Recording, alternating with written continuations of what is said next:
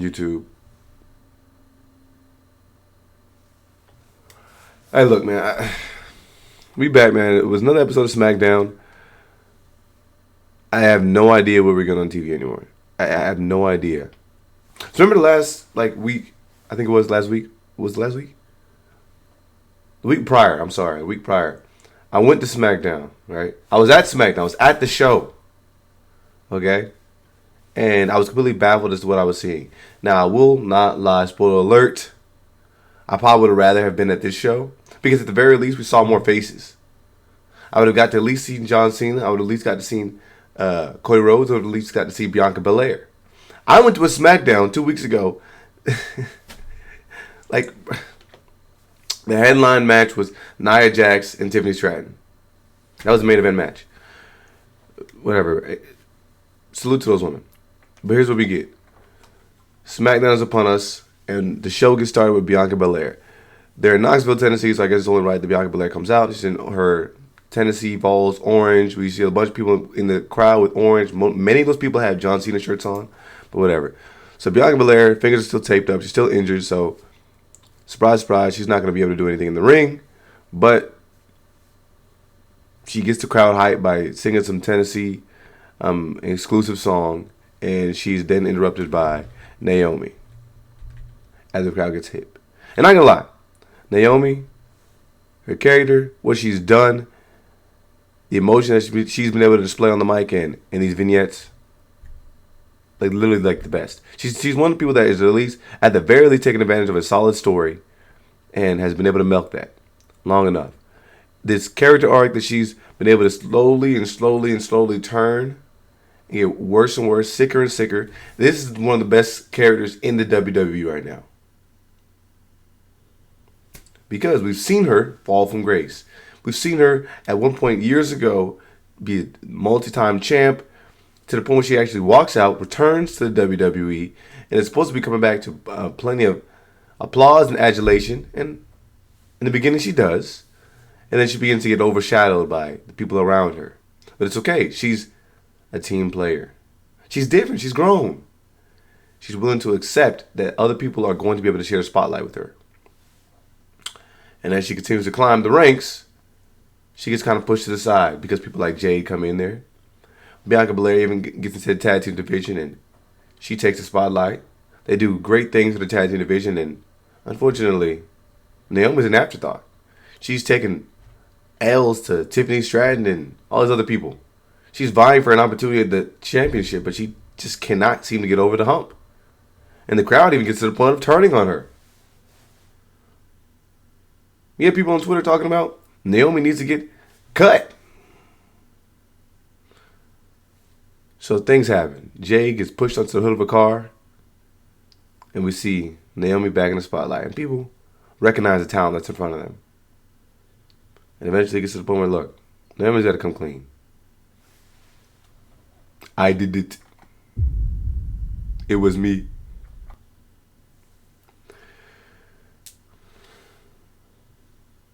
I'm not gonna lie. One of the best stories left. Caution tape. Proceed with caution. Amazing. Beautiful. But here's where I have an issue here with WWE. We're seeing vignettes this show from Julia. We're seeing vignettes from all these people. We're getting Mommy in the Bank promos. Naomi brings up an instance of which she went to Bianca's house,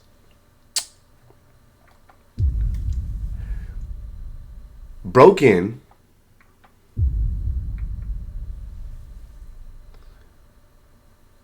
and she's telling us about it. So much to Bianca's surprise and the crowd's surprise, Naomi's actually crazy. But many of us didn't need to hear that in order to understand it. I think what would have been dope is we could have actually seen this, right? We could have got a shot of where Naomi's breaking into a house and she's chilling, vibing, making herself comfortable. And then the parents come out like, what are you doing here? I think that's where we're lost in a lot of these shows. Is we're getting people coming out and talking about these things. For example, this could have been a heinous act that would have been dope. And I ain't gonna lie, Naomi's delivery was solid.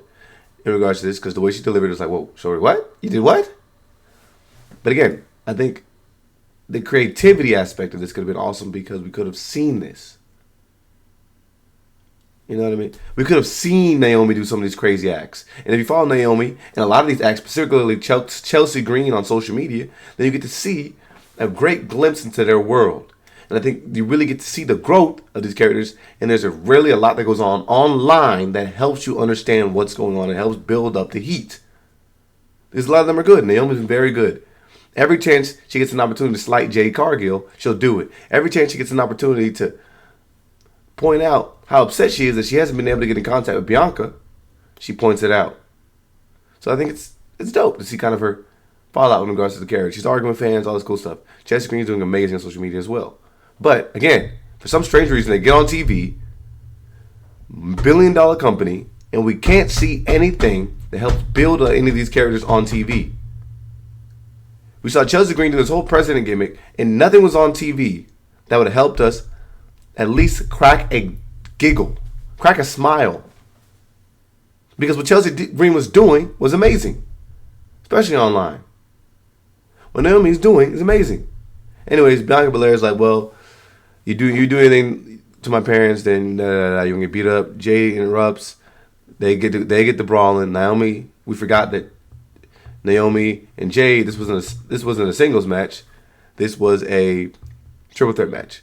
So Nia Jax shows up, and this ends with Naomi getting the win. At the Nia Jax tries to do a big body annihilator, and Naomi rolls her up and gets the W. So I think that was cool. Got to see. Looks like Naomi's on the last straw of Bianca, so this could mean something. And I don't know. Maybe we're gonna get part 2 with Jade, because Naomi got the last laugh. Strange enough, and then after a segment backstage where R-Truth basically calls all the Bloodline guys fat, he then challenges Jason Mateo to a match. And I guess in order to build up the lore of Jason Mateo, look, and I told y'all, when I saw the ring debut of this dude in WWE, I said, Jason Mateo, he stinks. I was disgusted. Look, I got to put some of the footage of that SmackDown vlog out for y'all. I was disappointed, man. I didn't even get out of my seat, man. I ain't gonna lie. But he beats R-Truth. This is R-Truth, the same guy that we were supposed to believe possibly had a chance against Cena. I don't even know what the heck R-Truth is here for anymore. It's just backstage jokes. So after Bloodline 2.0 begins to gang up on R-Truth. Remember, these are the guys that were at one point supposed to beat Roman Reigns. What are they doing now? Literally, what are their motivations? What are they up to? Anyways, Jimmy Uso comes out to save R-Truth for some strange reason. His brother is World Heavyweight Champion. His brother was in the building, and instead of caring anything about R-Truth, instead of caring anything about his brother or his other brother, Solo, this is what we're watching. So shout out to Jimmy for being a stand-up guy, but unfortunately they get you nowhere in Jason Mateo, and them attack him, and he's left in the ring bewildered. We later get the Street Profits, Axiom,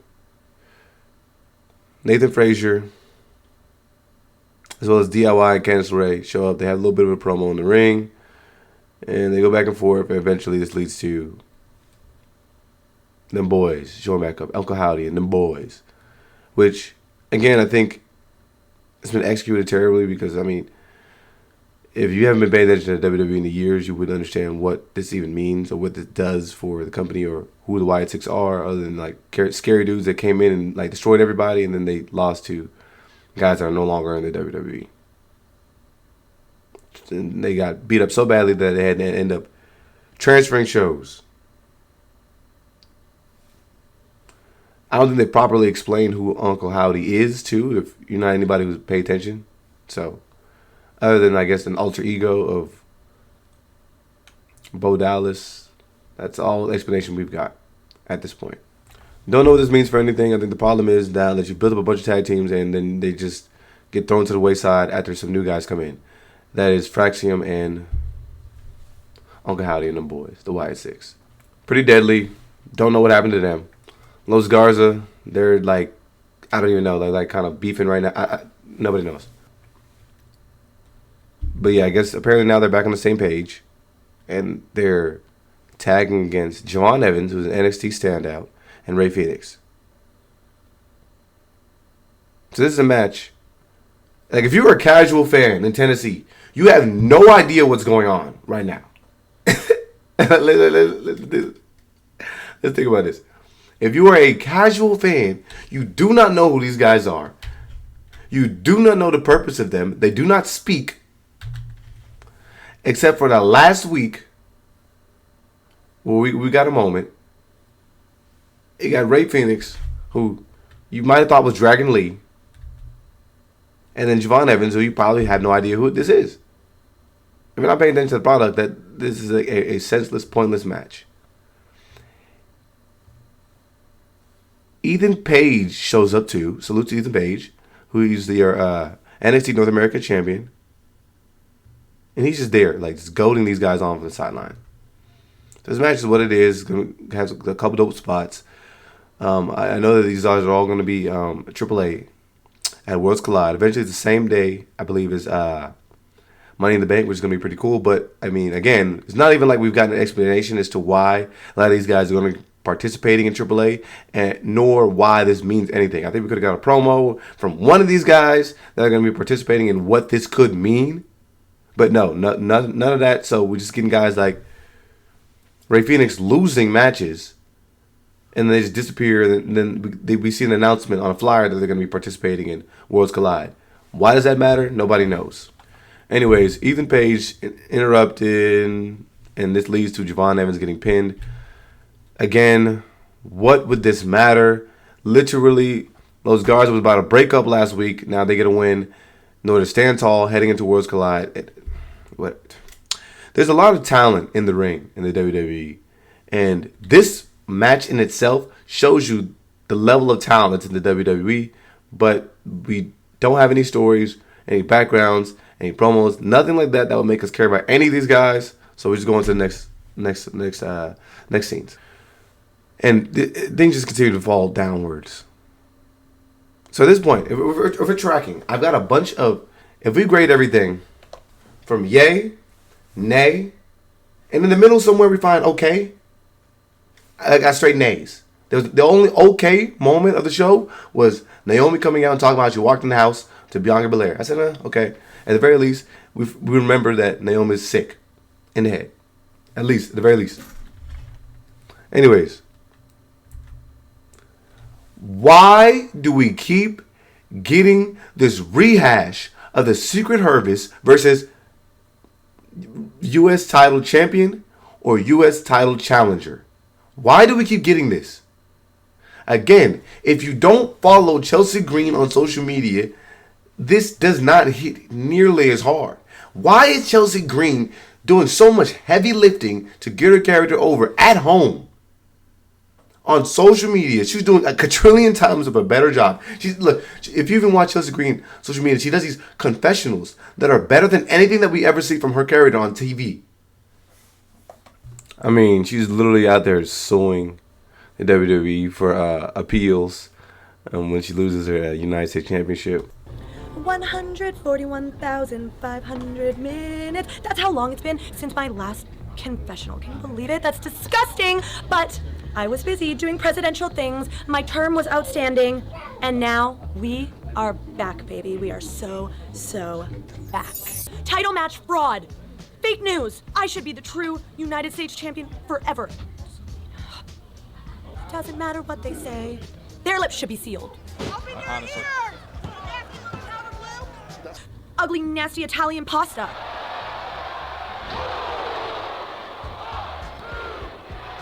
Ooh, she is tan, she is beautiful, she is sparkly, but guess what? Even 11 out of 10s sometimes have off days.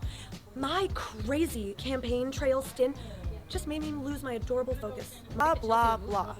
Blah, blah, blah. Blah, blah, blah. Zelina, you ugly little gnat, how dare you disrupt my peace! The time has come to serve my second term. Pledge your allegiance. I pledge allegiance to Chelsea Green for who she... Anyways, full of gems. We got this match for some strange reason. ALBA FYRE is matching up against ZELINA VEGA. So again, it seems like there's no rhyme or reason for us to have any care, see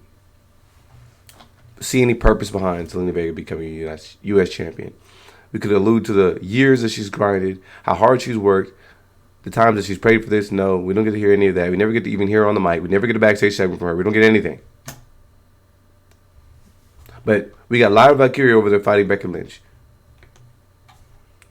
This wasn't a terrible match. I mean, some of the antics are cool. I don't understand how, for some strange reason, the Secret Service can be out for ALBA FYRE's match, but they can't help Chelsea Green. They're barred from ringside from her match. Whatever. We get a moment where Chelsea Green takes off her face mask because, again, ZELINA VEGA broke her nose at a Saturday Night's Main Event. And again, where, like I said, we could have got plenty of memeable moments. But unfortunately, Chelsea Green had to create those moments for herself online. Takes off the mask, and which in a swing that's initially intended for ZELINA VEGA, she instead hits Big Mama. Of course, this makes Chelsea upset, like the rest of us. And ALBA FYRE loses at their code red. Did y'all remember Damian Priest wrestling? I forgot about it too. Anyways, he comes out and for some strange reason, he speaks about how much he still hates Drew, even though he put Drew in the dirt in the Hell in a Cell match. Not really. He just beat him up bad enough in order to walk out the cage. He got whooped way worse in the street fight. But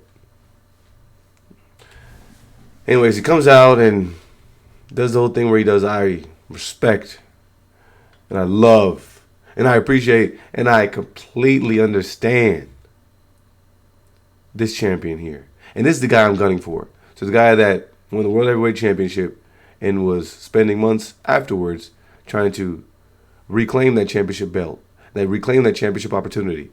The guy that spent last year cashing in on the World Heavyweight Championship decides, here's what I'm going to do now that I'm on SmackDown.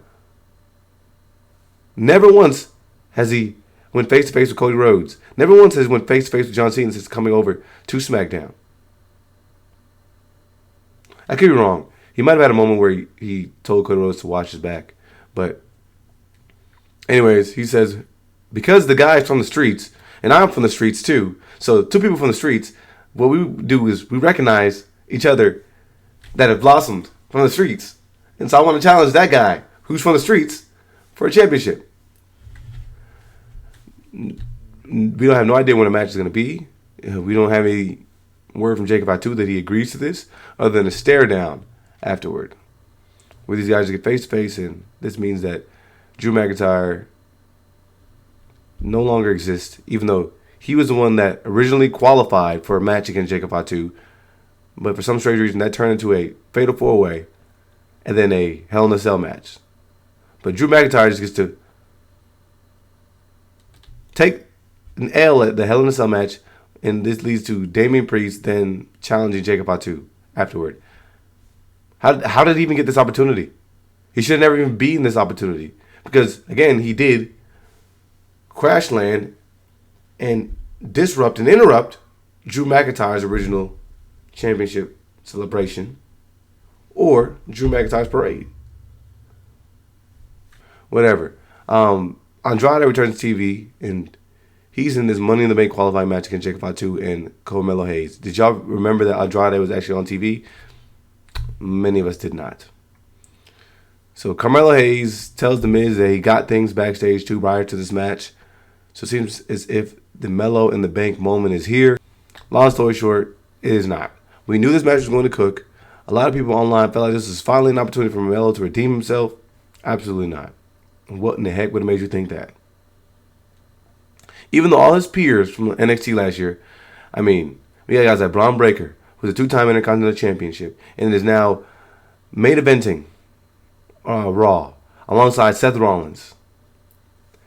Tiffany Stratton, who won the Money in the Bank last year, and is currently your WWE Women's Champion. Lyra Valkyria, who's your Intercontinental Women's Champion, fighting against Becky Lynch.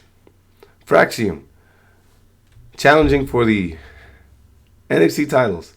I mean, we got plenty of current NXT standouts that look like they're going to get opportunity. But the guys that left alongside Carmelo Hayes last year seem to be doing relatively successful.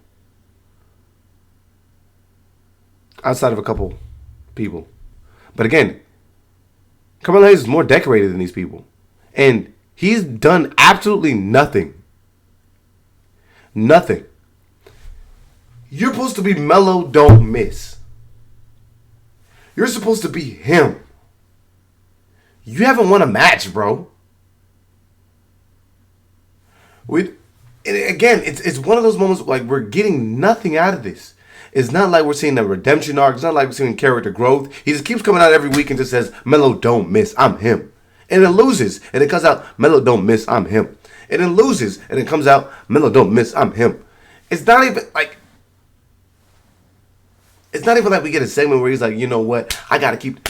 No growth. No, nothing. I get it. I thought I understood it at first. It was like, okay, this guy's brash. He's cocky. He's on the main roster. He doesn't understand yet that this is a different playing field. You're just a small fish in a big pond.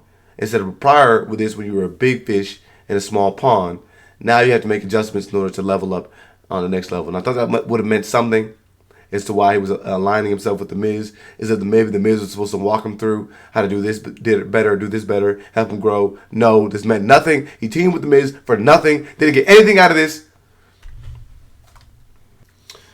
Other than just being the guy that was going to be able to put together a solid match. He doesn't even get the Money in the Bank quality. Like,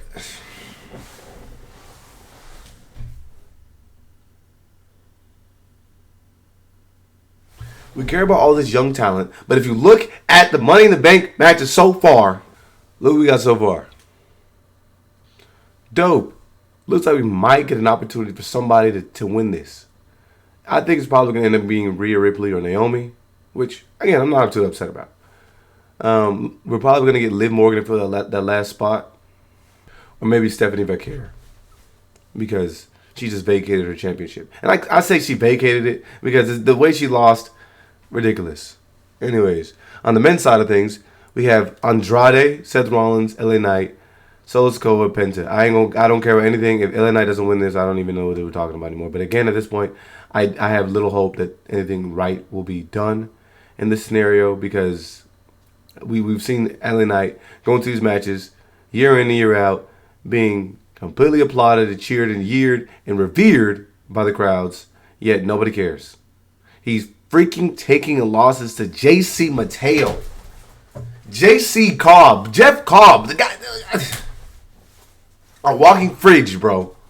I don't get anything. I don't understand the purpose of this. I don't understand why FATU had this match won and decided to stop and lose his focus simply because Jason Mateo and Solo Sikoa pull up and tell him to do a moonsault to finish the match. Yeah, bro. Them, just like the majority of people in the crowd, are telling you to do something in order to win. He had the match won. Anyways, Jimmy shows up and tries to take out them guys on the sides. When none of us even understand why Jason Mateo is even alongside Solo. Has that been properly explained yet? Why does Solo need more muscle? Anyways, but yes, Andrade wins. We finally get the return of Cody Rhodes. And then Jey Uso yeets with every kid possible, heading to the ring. John Cena. Yeah, now I'm thinking about it too. I didn't get any of these guys. Never one of these guys was on the show that I was at. So I feel like I kind of got robbed. I'm not going to lie. Anyways, John Cena shows up as well. And he tells Cody Rhodes, the only guy in this company that embodies hustle, loyalty, and respect is Logan Paul. Now, let's take a step back from WWE. That does make sense. I can agree with that because he's a true businessman. He's a guy who's, I think, helped transcend wrestling. I mean, I'm not going to lie. He was an integral portion and a part of me even tuning back into wrestling because I had been seeing a lot of these WWE stars as guests on his podcast. Yet, if you had to really say that in regards to like WWE, I don't even understand what the heck that would mean. I mean, if Cody Rhodes was supposed to be the guy that was tuning in to every show, night in, night out, staying after, signing autographs, competing. Even though he didn't challenge, his title much, he was competing. That would not be true for Logan Paul. So how would Logan Paul embody hustle, loyalty, and respect? Like in the grand scheme of things, yes, but like in the WWE ring, like seriously, I mean, he doesn't wrestle much. But anyways, not gonna lie, Logan Paul does cut a solid enough promo, and I'm not gonna lie, the most believable person here is Logan Paul. The person that any of us should care about here is Logan Paul. Comes out and addresses Tennessee and he tells them this is what it is. At this point, I'm done trying to appease you people, because it doesn't matter if I was able to walk on water. Y'all was looking mad at me for not being able to swim. Nothing that Logan Paul can do in order to convince these brain dead twats in the crowd that he's great. So, but stop being so humble. Again, another person that is one of the few people that has a consistent booking, that the character makes a little bit of sense, is Logan Paul. And I'm not gonna lie, this was some solid promos that were cut by Cody, Cena, Logan, and Jey Uso just says, "I think we should do this right now." 2 words. And I mean, that was good. That was good. Keep it at that, brother, because I swear I didn't want to hear 10 minutes of him just struggling to get out a sentence. Shout out to Jay, but nah, bro. I mean, at the very least, again, Logan Paul and John Cena try and tell us why we should care about these two tagging. And Logan Paul does make a good point that he should be champion. I don't know why they're doing a tag match. I think that I would just ask for like a rematch. And Cody Rhodes stay away from my match. He didn't bring up a good point too, that Cody Rhodes is a cheater. And I think it kind of went under the rug, but Cody Rhodes did bring up how he had to talk to a special friend about whether or not his championship reign meant anything and whether it was good or not. Additionally, that the offer from The Rock is still on the table. And that he will never hesitate again when he's faced with his tough decision to make in order to beat somebody like John Cena.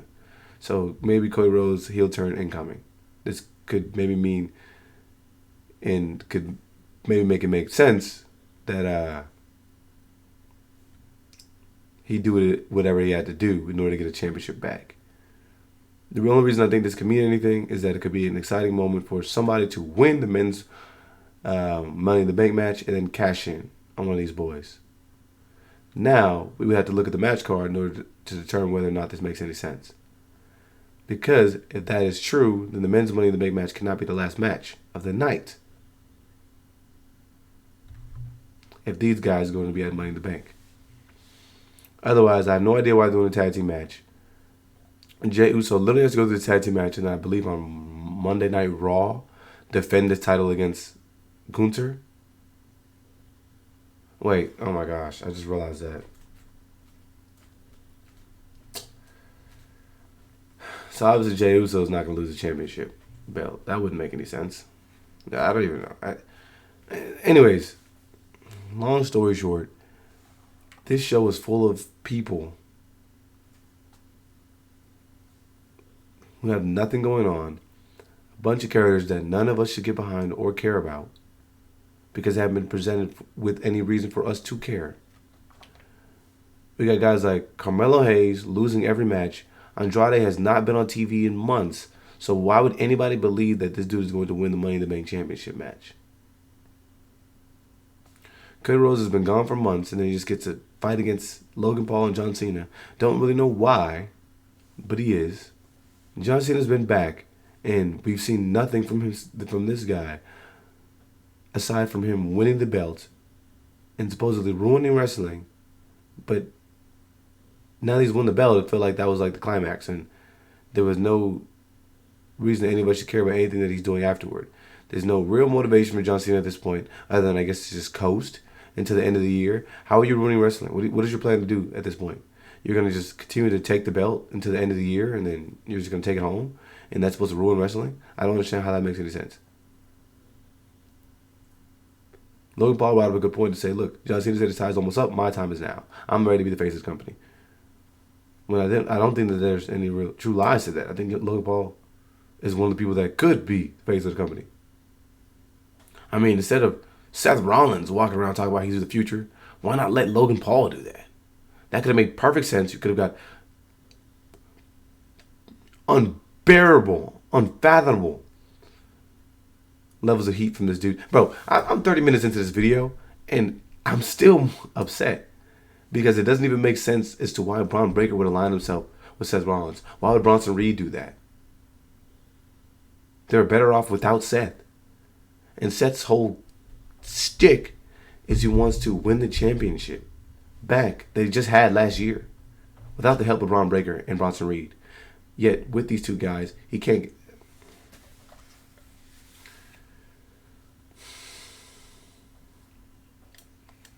This whole episode of SmackDown in totality was a nay to me. I don't get it. A bunch of stuff that happened is literally what this would be. I literally fell asleep. Like literally fell out of my chair and fell asleep in the middle of this like SmackDown episode.